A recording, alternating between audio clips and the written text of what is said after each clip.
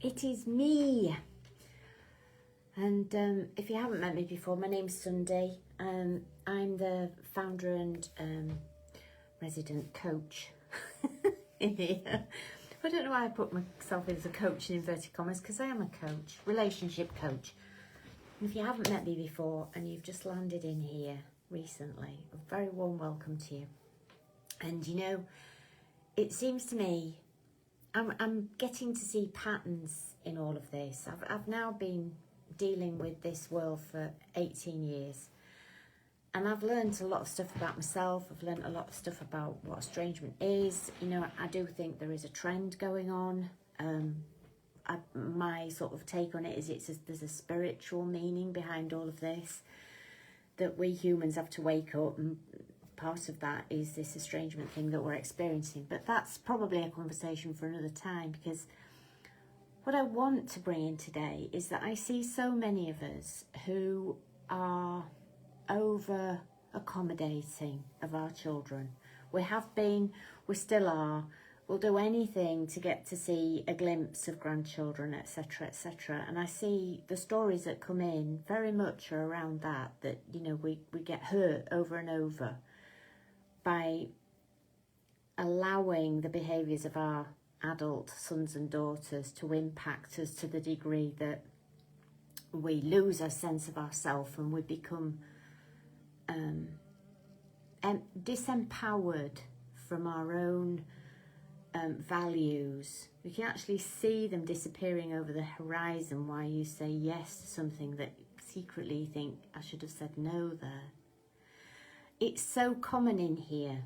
It is so common that we've got a group of parents who've been really generous, really kind, have possibly had partners who've been the other way, been bossy, controlling, domineering, overbearing, inconsiderate, and pulling the rug from underneath us in front of our children for so long. And my theory is that our generation, my generation, I'm 64, so I guess people older than me, slightly younger than me, that sort of 20-year gap. Many of us were raised by parents who were perhaps firm, old school, used to, or at least one of them used to be quite domineering, quite controlling. And we were either made to behave, or we learned quickly that if we behaved, we got brownie points, that we got praised or a compliment if we were good. And so my thoughts on that is we got trained in that way as children to conform, be respectful, even when we know, looking back, there were things that we did or didn't do with our parents where we didn't feel respected ourselves. You know, we were asked to do things or be in a certain way that actually felt not so great inside of ourselves. We felt like we were going against who we really were. We perhaps hid a lot of our behaviours and did them in secret from our parents. In a way, we had respect for them, and yet it was based in fear, not so much, or caution, an awareness that if we got it wrong, we got told off. You know, that sort of respect. And maybe some of us, you know, really used to complain about our parents to our peers, you know, at school and stuff. So I'm building you this picture that that's what we got used to, that if we were good, or we hid ourselves, or we pretended to not be who we really are, we got away with punishment, or we got lots of praise for being who we presented ourselves to be. So with that in mind, then you get married, you tend to marry somebody who is a bit similar to that, or if they aren't, they become that way, because that's the vibe that we're putting off, that we expect. I remember once in my own position, my dad used to hit me quite a lot when he was angry, and I remember saying to my then husband, you know, well, you're going to hit me now. And he was shocked, because he didn't hit women. And yet he did other things that were very much like my dad, and those got more significant the longer we went into the marriage. And it's interesting what our childhood, we do expect from other people in our life. Well, we don't even think about it. You just think, oh, you know, that's the way people treat me. But it isn't the other people, it's us, that we are trained in a way to look for that type of behaviour in people's, and we know it, we recognise it. Oh yeah, that's what life is all about, that's the way it is. Well, actually it isn't that way. And it so feels like that. It's like we're tuned into life at that level. We got taught, conditioned, programmed in that way as children. So then we get married and there's something similar going on, and then those of us who are experiencing estrangement have found out that our children start to behave like our parents did, like their parent did, their other parent, and treat us in ways that is like, oh my gosh, this is happening all over again. And our children are different because they were raised differently to how we would. They didn't have fear of us. You know, they didn't have that respect through the fact that they were going to get conditioned, and they could show up, because that era was that children could be as authentic as they wanted. You know, the way to parent children changed. We were supposed to like comfort them, not chastise them. I'm sure some of us did. I know I did with mine. But there seemed to be a more consciousness about how we raised our children.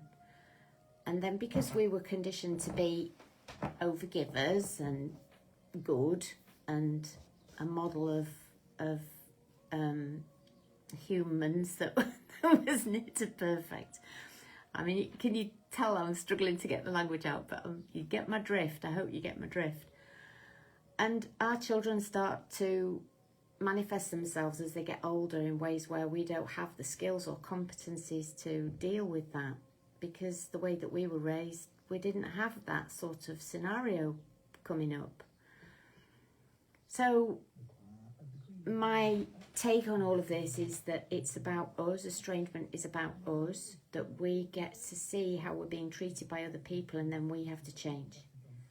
Because if we allow ourselves to be dominated and bullied and used and taken for granted and manipulated, with grandchildren being dangled as the prize, I mean, that just the very fact that is one of the bargaining tools that's used would have me running for the hills, because there's nothing that I want my grandchildren to be used in that way, which is, it so helped me to get out of being mistreated by my adult daughters at that time, that I was so relieved that my grandchildren didn't have to watch, hear, witness me being badly treated, and then hey ho, they'd have copied the same as they grow older. Because there's some people in here who find that our grandchildren just grow up like carbon copies of their children, of their parents. So there's no escaping this for us. And it is really hard to take a stand and say no, when every fibre in your being wants to say yes. And most of us are trained to be kind, or at least pretend to be kind, when actually we're feeling huge resentment inside ourselves. And it does leak out as this resentment. And you can only be kind when it's fair. And actually we make ourselves it be unfair, because we say yes to things that we know deep down we shouldn't be saying yes to, because they're either dangling the grandchildren, or we want them still in our lives, or it's very painful and very brave when somebody is going apoplectic because you've said no, and you stand your ground and say, I can't do it like this anymore, and you walk away. It feels like you're amputating some part of your body, and in a way you are, because this attachment to our sons and daughters is really unhealthy in that way. If you recognise that you walk on eggshells, there is some unspoken words that have to come out of you. You have to say the truth about it. This is unkind, I can't do it like this anymore. The things that you ask of me, you just take me for granted. I feel used, I don't feel like you're considerate towards me. They're really challenging things for us to feel, to say. But if you get to a place where you can say them, you're kind of saving your family. And I feel like we're all at the front line of our family patterns, because these patterns have rocked on through the generations. We're just the next generation. And we've got this window of estrangement, of disconnection from our sons and daughters that is just ripe for change. So if you really want to make a difference in your grandchildren's life, you'll stand up for yourself in front of them and say, I can't do this anymore. Your meanness, your taking, your greed for my time, energy and money is more than I can give anymore. It's more than I'm willing to give anymore.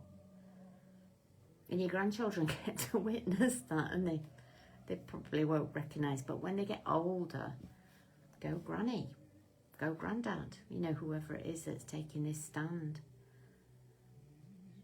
It's not kind to be a soft touch, and it isn't a soft touch. It hurts us desperately. We're in a rock and a hard place. And if I have any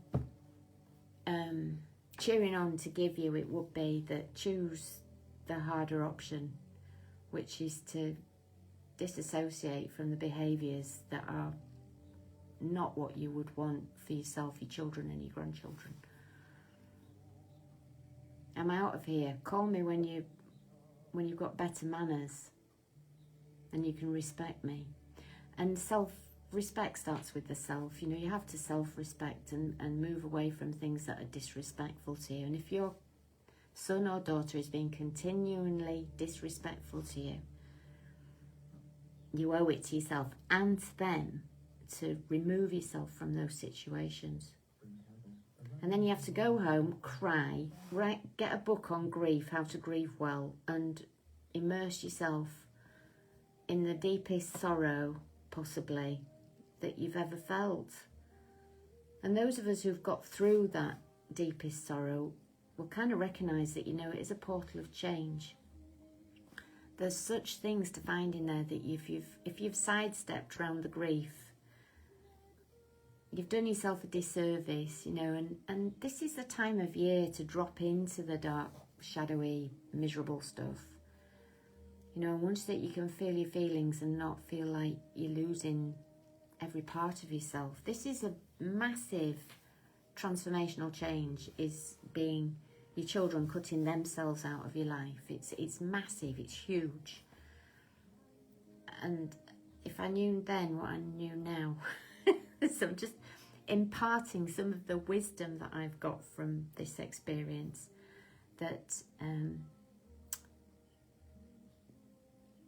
there's more to it than just pointing the finger at them and being angry with them and blaming them. And it's hard to look inside, and yet that's what this is all about, looking inside, seeing who you are, what changes need to be made.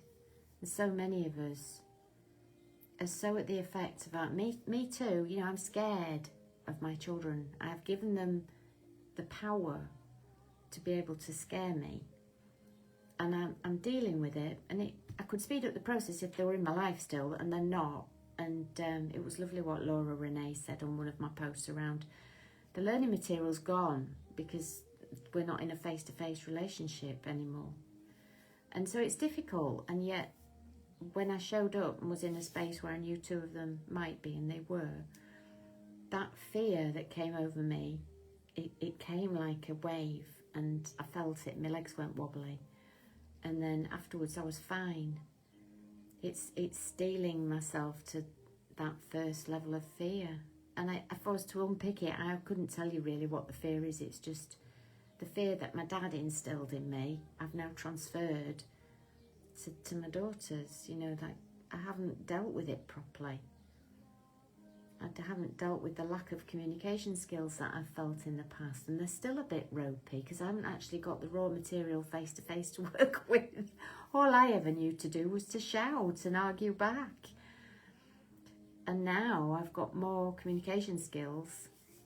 I've not been sat all the time in a puddle of tears. I've been looking, how can I do myself different so I don't keep having this same scenario of people rocking up in my life who are bullying and talk over me and try and diminish me and squash me down. And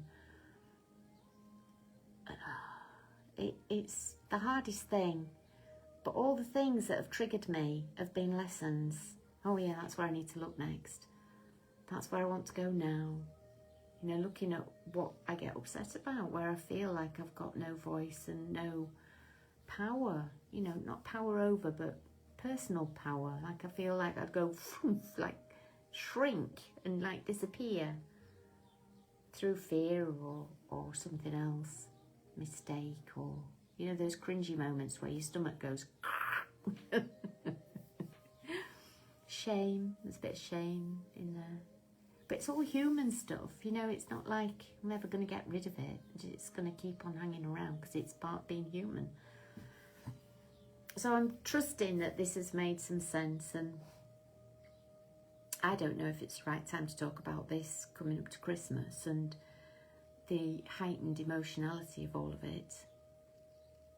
And I do recognise that so many of us are mixing with family who we get plugged in by. And they're your gifts. They're your gifts from God. They're not the problem. The problem is that they're presenting some sort of energy or some way of being that we haven't yet learned how to deal with.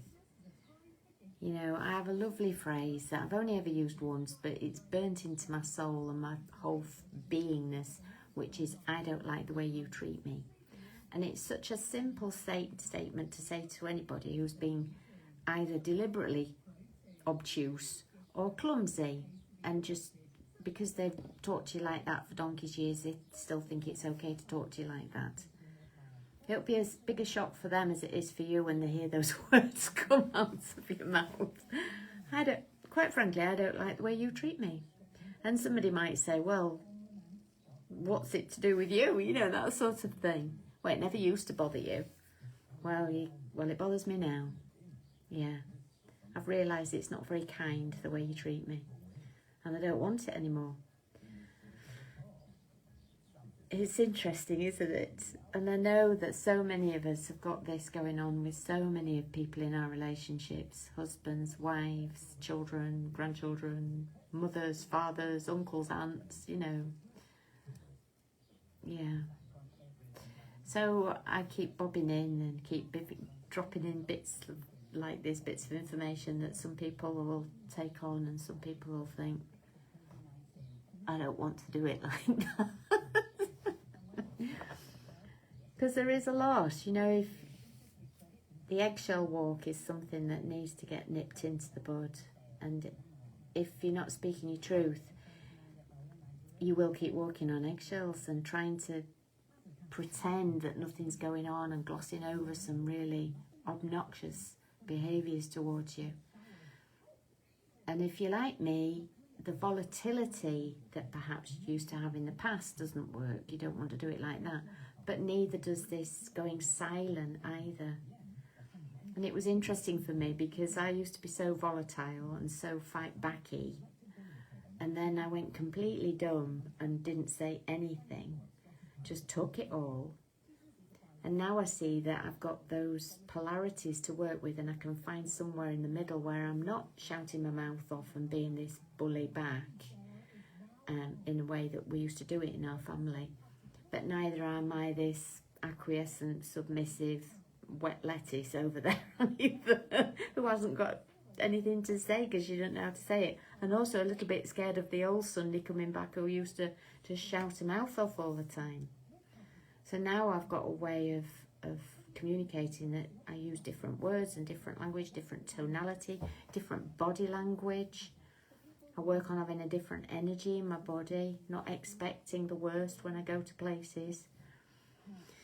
And yet still the old feelings come because they're so wired in, so ingrained to the child in me from back then, that any sign of aggression or drama is kind of exciting as well as dangerous, stimulating, alive. But afterwards it feels awful. It just feels dreadful. But I go back to the majority of people in here who share anyway. We're all I won't say we're all, but many of us are subject, we're trying to tolerate our children's bad behaviour, and that isn't good for anybody, least of all us, but especially them as well, least of all us, but especially them, least of all us and them. To allow somebody to treat you badly is really unkind, and when somebody said it to me like that, it really dropped in. To allow somebody to be unkind to you, or mean, or a bully, or disrespectful or anything, is deeply unkind to them, because they're behaving appallingly. And so to say, you know, I'm not having this, like, you either shape up or I'm out of here. And then if they don't shape up, you go. And it does take enormous amounts of courage. Enormous amounts of courage. And then you find your self-worth. Because whilst we're still trying to grovel for our children's attention, affection, appreciation, gratitude, respect, we're not in our own self-worth. Our self-esteem is wobbling along the floor. And I've been there, and it's a horrendous place to be, because you just feel worthless. So if you manage to say something this Christmas that makes them go like that, or even get angry with you, like, shield yourself from it and say, okay, this isn't what I want, I'm going now. Do it and see what it's like on the other side. And you can't chase them after that and say, I'm sorry I walked out. So many of us do that as well. I'm sorry that I was rude. That should be coming from them. I know we know it, it's just we're in a habit of being kind and good and winning brownie points with our parents, which is now transferred into our children, trying to win brownie points with them. I love you lots. I'll speak to you again soon. Bye for now.